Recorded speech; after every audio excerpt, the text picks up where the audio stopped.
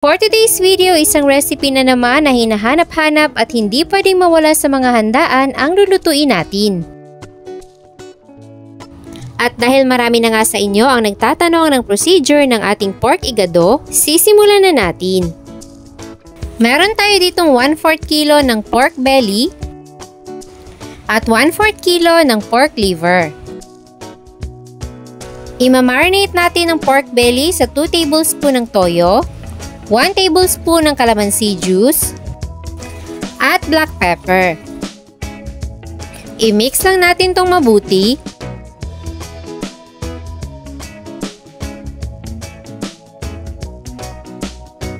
Then, ang pork liver naman, i-marinate natin sa 1 tablespoon lang na toyo, konting calamansi juice, at ground black pepper.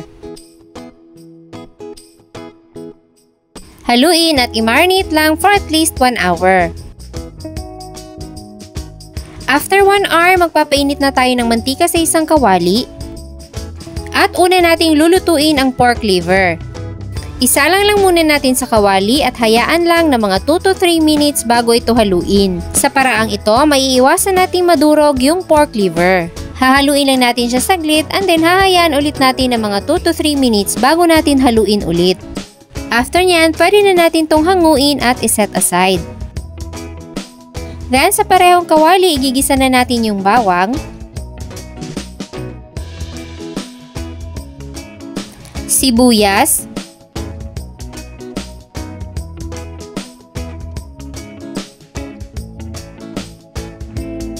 at ang ating marinated pork.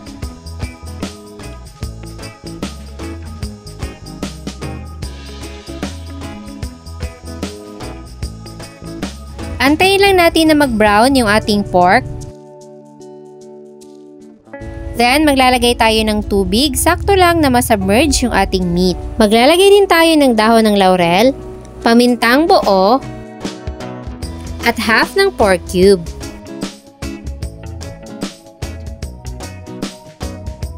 Takpan at isimmer na mga 20 minutes o hanggang sa lumambot yung ating pork. Kapag malambot na, maglalagay na tayo ng liver spread. Aside sa magbibigay ito ng additional flavor, magsisilbi din itong pampalapot ng ating sarsa. Pwede na rin tayo mag-adjust ng timpla, magdadagdag lang ako ng black pepper at konting all-in-one seasoning. Then, ilalagay na natin yung gulay na carrots at patatas.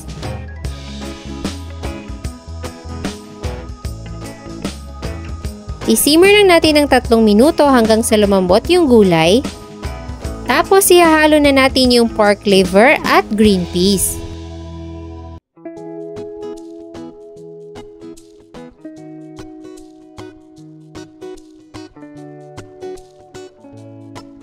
Then, simmer na mga 5 to 7 minutes hanggang sa ma-fully cooked yung ating pork liver.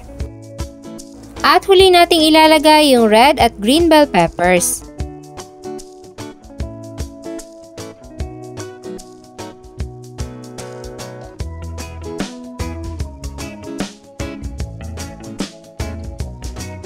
Ayan, at ready to serve na ang ating pork igado.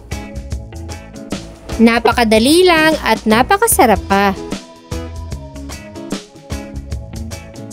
Kaya kung nagkikrave ka nito at interesado kang magluto, nandyan lang sa baba ang kompletong listahan ng mga sangkap. Sana ay nagustuhan nyo ang ating recipe for today. Enjoy!